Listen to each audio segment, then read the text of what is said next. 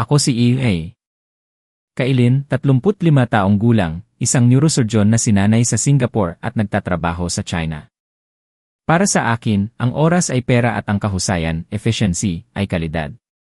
Nagtatrabaho ako sa isang private hospital kung saan nagmamadali ang lahat, sinisikap na panatilihin ang perpektong record, at ang kaligtasan ay ginagarantiya ng teknolohiya at mahigpit na disiplina.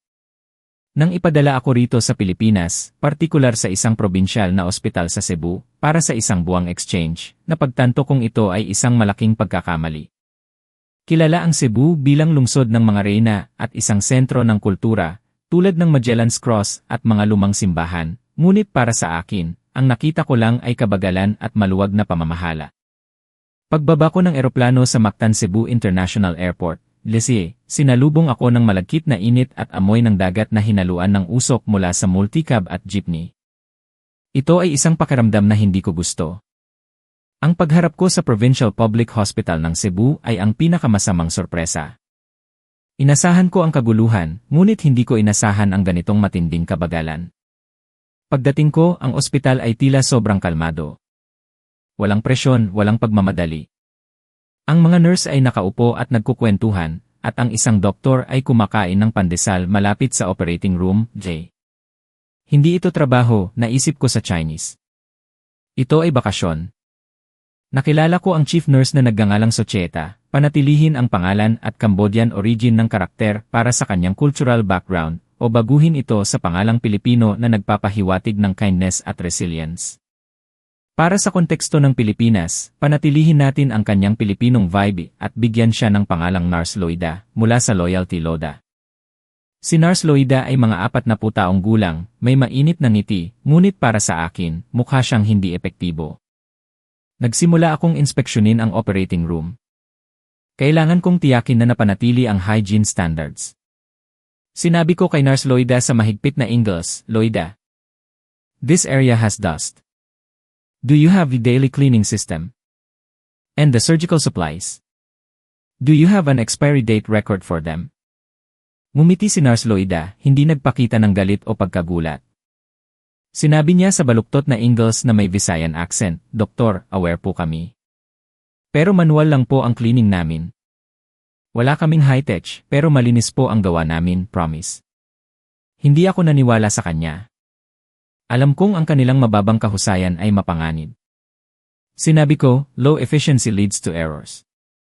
Errors lead to lives. Naalala ko ang babala na nabasa ko, ang Timog Silangang Asya ay may korupsyon sa mga public system. Ipinapalagay ko na ang kabagalan na ito ay isang tanda ng kawalan ng atensyon. Nagpasya akong gumawa ng investigasyon. Kailangan kong patunayan na ang kanilang pagpapabaya ay isang problema. Nang gabi, naglakad ako sa paligid ng ospital. Nakita ko si EA. Dara, panatilihin ang kanyang pangalan, isang doktor na Pilipino na nagtatrabaho sa ospital, na nakaupo sa isang lumang plastic chair sa labas. Siya ay nag-aayos ng isang lumang wheelchair. Sinabi ko sa kanya, EA. Dara, do you have no work? Really, are you repairing a wheelchair? Ngumiti si EA. Dara, isang tunay na ngiti na may mga guhit ng pagod sa kanyang mga mata. Kailangan ko po itong ayusin, doktor. Walang ibang mag-aayos nito. Nagtitipid kami. Nagulat ako. Your job is to treat patients, not to fix equipment. Sinabi niya, dito, lahat po ay trabaho ko, EA. Kailin. May kakulangan kami sa resources. Pero may malasakit kami. Hindi ko gusto ang salitang malasakit. Para sa akin, ang malasakit ay hindi maaaring pumalit sa kagamitan o pamantayang medikal. Pumunta ako sa aking silid. Naramdaman kong bumalik ang kalamigan ng aking pananaw. Nalaman ko na ang isang buwan na ito ay magiging impyerno. Kailangan kong panatilihin ang aking mga tuntunin. Kahusayan, disiplina at kalamigan ang aking sandata. Magsisimula ako ng aking trabaho bukas. Ipapakita ko sa kanila na ang kanilang kaguluhan ay mapanganib. Nagsimula ang aking trabaho alas -7:30 ng umaga. Dumating ako sa ospital 15 minuto bago ang schedule. Naniniwala ako na ang disiplina sa oras ang batayan ng propesyong medikal. Ngunit ang nakita ko ay katahimikan. Si EA. Dara ay umiinom ng kape sa labas, at si Nurse Loida ay nakikipag-usap sa isang pasyente tungkol sa kanyang kamag-anak. Nag-aksaya sila ng oras, naisip ko. Ang kanilang kahusayan ay zero. Naglakad ako papasok sa aking opisina. Humingi ako ng ulat tungkol sa inventaryo ng kagamitan at ang pinakabagong record ng pasyente. Dinala sa akin ni Nurse Loida ang mga lumang file. Sila ay sulat kamay. Hindi ko matatanggap ang ganitong klaseng dokumento. Kailangan ko ng digital data at flow charts. Sinabi ko sa malamig na boses, Loida. We cannot use these old files. Do you have a computer system? Errors will happen. Ngumiti ng mahinahon si Nurse Loida. May isa lang po kaming computer, Doktor. Susulat ko po ang report para sa inyo. Aabutin po ng oras, pero tama po. Naramdaman kong tumataas ang galit sa loob ko. Ayoko ng kabagalan. Gusto ko ng kahusayan. Tumindi ang tensyon bandang 9:00 ng umaga nang may dumating na emergency patient. Ito ay isang batang lalaki na mga 7 taong gulang, may malubhang sugat sa ulo. Kailangan niya ng agarang neurosurgery. Ang aking profesionalismo ay nagsimulang gumana. Nagsimula akong maghanda ng surgical team. Ngunit nangyari ang kabagalan. Una, kagamitan. Natagpuan ko na ang ilang instrumento na kailangan ko ay wala sa operating room. Kailangan kong gumamit ng lumang equipment na hindi ko pinagkakatiwalaan. Pangalawa, ang team. Hiniling ko kay Loida na i-set up ang sa loob ng 10 minuto. Ngunit ginawa nila ito sa loob ng 20 minuto. Sumigaw ako sa Ingles, Loida. Too slow. Don't you understand that time is life? This child could die. Tiningnan ako ni Loida nang hindi natatakot. Sinabi niya sa kalmadong boses, Doktor, alam po namin. Pero kailangan naming maging tama. Masyadong mabilis ay pwedeng magdulot ng pagkakamali. Naramdaman ko ang pagkakaiba ng pananaw. Ako ay nakatuon sa bilis. Si Loida ay nakatuon sa katumpakan. Ang pagkakamali ng dalubhasa, ang pagtutuwid ni Nurse Loida. Habang nagaganap ang surgery, nagpatuloy ang tensyon. Ginamit ko ang teknik na natutunan ko sa Singapore, mabilis, malinis, at epektibo. Ngunit may ginawa si Loida na ikinagulat ko. Pinahinto niya ako. Sinabi niya, Doktor. Masyado po kayong nagmamadali. Ang dugo po sa sulok na yan ay hindi malinis. Nagalit ako. Ako ay isang specialist surgeon. May karapatan ba ang isang nurse na payuhan ako? Sinabi ko, I know in my job, Loida. It is clean field. Binaliwala niya ako. Gumamit siya ng isang maliit na instrumento at pinunasan ang dugo sa sulok na hindi ko napansin. Tiningnan ko ang kanyang trabaho. Ito ay katumpakan na hindi ko nakita. Matapos matagumpay na matapos ang surgery, naramdaman ko ang tagumpay. Ngunit may kaunti ring kahihiyan. Nalaman ko na ang kanilang kahusayan ay hindi nagmula sa teknolohiya, kundi sa katumpakan ng tao. Naniniwala pa rin ako na ang aking kahusayan ay tama. Ngunit kailangan kong hanapin ang dahilan kung bakit sila mabagal. Magsisimula ako ng aking investigasyon bukas. Matapos ang surgery sa Partley, nalaman ko na ang katumpakan ni Nurse Loida ay hindi aksidente. Mayroon siyang atensyon sa detalye na hindi ko nakita sa ibang nurse sa aking private hospital. Gayunpaman, naniniwala pa rin ako na ang aking kahusayan ang pamantayan. Nagpasya akong gumawa ng isang eksperimento upang subukan ang limitasyon ng kanilang profesionalismo sa kakulangan sa resources. Kailangan kong patunayan na ang structural negligence ay magdudulot ng panic at failure. Naghanda ako ng AC para sa isang maliit na surgery sa hapon. Itinago ko ang ilang importanteng instrumento na alam kong hindi na-check ni Loida bago ako dumating. Nagpanggap akong hindi napansin ang mga ito. Ang goal ko, ipakita na walang automatic control, walang systematic setup, magaganap ang panic at failure. Nang pumasok ako sa operating room, tiningnan ko si Loida. Siya ay nag-aayos ng mga kagamitan para sa akin ng kalmado. Naghintay ako ng reklamo. Ngunit hindi nagreklamo si Loida. Ginawa niya ang kanyang trabaho ng kalmado.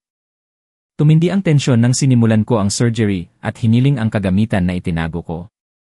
Sinabi ko, Loida, need the curved forceps. Where is it? Tiningnan ni Loida ang lugar kung saan itinago ko ito. Alam niyang wala iyon doon. Inasahan kong magpapanik siya. Sa halip, tumigil siya ng isang segundo at mumiti ng mahinahon. Sinabi niya sa Tagalog, "Doktor, wala po kaming curved forceps dyan. Pero may straight forceps kami. Maaari ko po itong i-modify ng kaunti para mag-fit sa surgery na ito." Nagulat ako ng lubusan. Hindi siya nagpanik. Ginamit niya ang kanyang talino upang i-modify ang lumang kagamitan. Sinabi ko, "No. We cannot modify medical equipment. That is a violation of the rules." Sinabi niya, "Doktor, dito po, kailangan naming mag-adapt. Kung hindi kami mag-adapt, ang pasyente ang mamamatay. Ang kagamitan ay kagamitan lang po, ang puso ng tao ang mas importante." Kinuha niya ang kagamitan at inayos ito ng kaunti gamit ang kasanayan. Nakita ko ang kanyang husay. Nalaman ko na ang kanilang kasanayan ay hindi nagmula sa mahigpit na pagsasanay, kundi sa karanasan sa mahihirap na kondisyon. Matapos matagumpay na matapos ang surgery, naramdaman ko ang kahihiyan. Sinubukan kong patunayan ang kanilang kahinaan, ngunit natagpuan ko ang kanilang lakas. Tinanong ko si Loida, "Loida, don't you have fear? Do you know that this error could cost you your job?" Sinabi niya, "Doktor, hindi po kami natatakot na mawalan ng trabaho. Natatakot kami na mawalan ng buhay. Dito, tinatrato namin ang pasyente na parang pamilya. Ang takot ay hindi nakakatulong sa buhay, ang tiwala ang nakakatulong." Nalaman ko na ang kanilang sistema ay ganap na kabaligtaran ng aking sistema. Ang aking sistema ay nakatuon sa pagprotekta sa doktor mula sa pagkakamali. Ang kanilang sistema ay nakatuon sa pagliligtas sa pasyente sa pamamagitan ng paggamit ng kung anong mayroon. Kailangan kong hanapin ang dahilan kung bakit mayroon silang ganitong malasakit.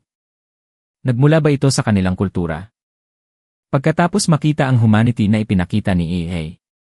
Dara at Nurse Loida, nagsimula akong magbago. Hindi ko na inisip ang kita. Inisip ko ang aking responsibilidad sa buhay. Nagsimula akong bumalang sa kanila. Ngunit may isang pangyayari na ganap na bumagsak sa aking pananaw. Ginugol ko ang isang linggo sa hospital sa Cebu.